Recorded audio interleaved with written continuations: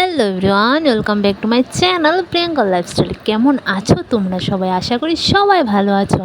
তো নিশ্চয়ই টাইটেল আর থাম্বনেল থেকে বুঝেই গেছো যে ভিডিওটা কি হতে চলেছে। হ্যাঁ, আজকে আমার বিয়ের অ্যালবামটা তোমাদের কাছে শেয়ার করব। বিয়ের 5 মাস কমপ্লিট হলো, এখন আমার অ্যালবামটা দিয়েছে।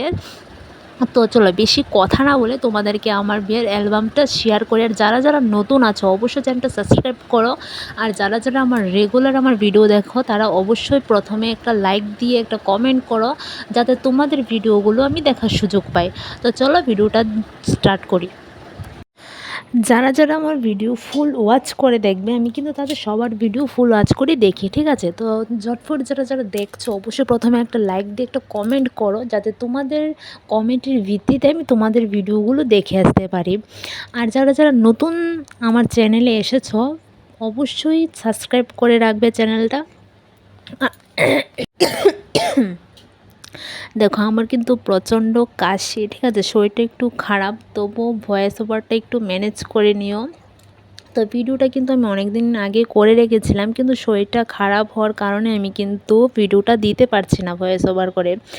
তো অ্যালবামটা তোমাদের কাছে কীরকম লাগছে অবশ্যই কমেন্টে জানাবে। আর ফুল ভিডিও যারা যারা দেখবে তারা অবশ্যই একটা কমেন্ট করে যেও। অ্যালবামের ফার্স্টেই দেখো আমাদের ফটো দিয়েছে, আর অ্যালবামের প্রথম পৃষ্ঠাতেই কিন্তু আমাদের বিয়ের ফটো।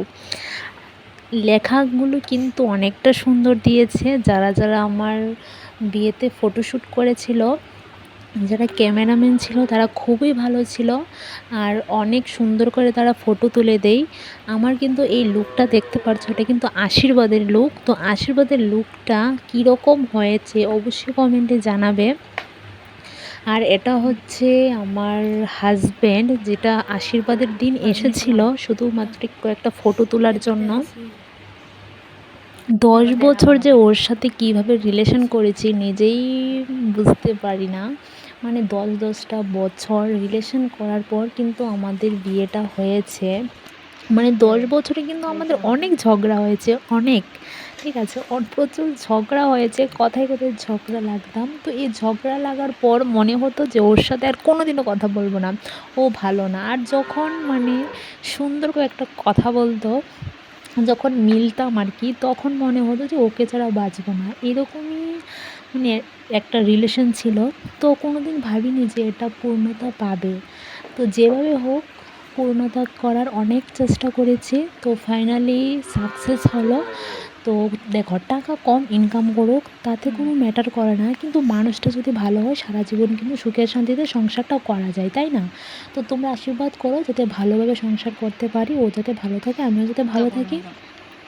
আর তোমাদের কাছে কোন লুকটা সবচেয়ে বেশি ভালো লেগেছে অবশ্যই কমেন্টে জানাবে।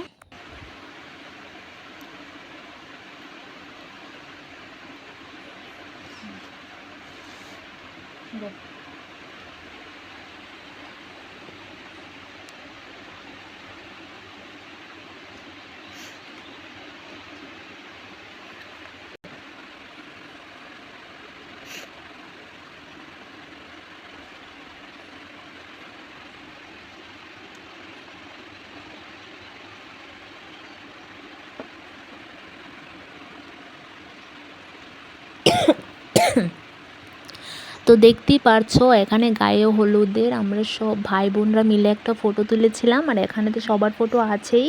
আর নিচে যে দেখতে পারছো এটা হচ্ছে আমার মা বাবা। দেখো ভাবলে কীরকম লাগে, তাই না? যে বাবা সারা জীবন যত টাকা ইনকাম করেছে সব টাকা কিন্তু মেয়ের বিয়েতেই খরচ করে, যাতে মেয়েটা সুখে শান্তিতে থাকতে পারে, সমস্ত জিনিসপত্র দিয়ে দেয়। তারপর যদি মেয়েটা সুখে না থাকতে পারে তাহলে কিন্তু সবচেয়ে বেশি কষ্ট পাবে মেয়ের মা বাবা, তাই না? তাই ছেলের যতই টাকা পয়সা থাকুক, যদি ছেলেটা ভালো হয় তাহলে কিন্তু বিয়ে দিতে কোনো আপত্তি নেই। আর যদি টাকা পয়সা আছে ছেলেটা খারাপ তাহলে কিন্তু মেয়ের জীবনটাই নষ্ট। তো যেভাবেই হোক আজকে 10টা বছর ওর সাথে রিলেশনে ছিলাম, তার জন্য কিন্তু ওকে বিশ্বাস করে আমি ওকে বিয়েটা করেছি। এখন ঠাকুর জানে যে আমাদের লাইফটা, আমাদের ভবিষ্যৎটা কীরকম হবে।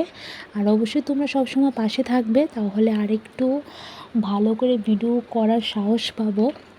দেখো সবাই কিন্তু চায় নিজের একটা, সব মেয়েরা চায় একটা ইনকাম করতে। তো আমি যখন সোশ্যাল মিডিয়াকে বেছে নিয়েছি তাই এটাকে আমি এখন প্রায়োরিটি আমার দিতে হবে। তো তোমরা আমাকে সবসময় সাপোর্ট করো যাতে আমি ভালো করে ভিডিও দিতে পারি, তাড়াতাড়ি আমার চ্যানেলটা মনিটাইজ হয়ে যায়। আর এটা হচ্ছে আমার বৃদ্ধির লুক। তো বৃদ্ধিতে কিন্তু আমি আমার বাড়িতে নিজেই সেজেছিলাম। আর সেদিন কিন্তু শরীরটাও খারাপ হয়ে গিয়েছিলো, তাই কিন্তু আমি ভালো করে সাজতে পারিনি।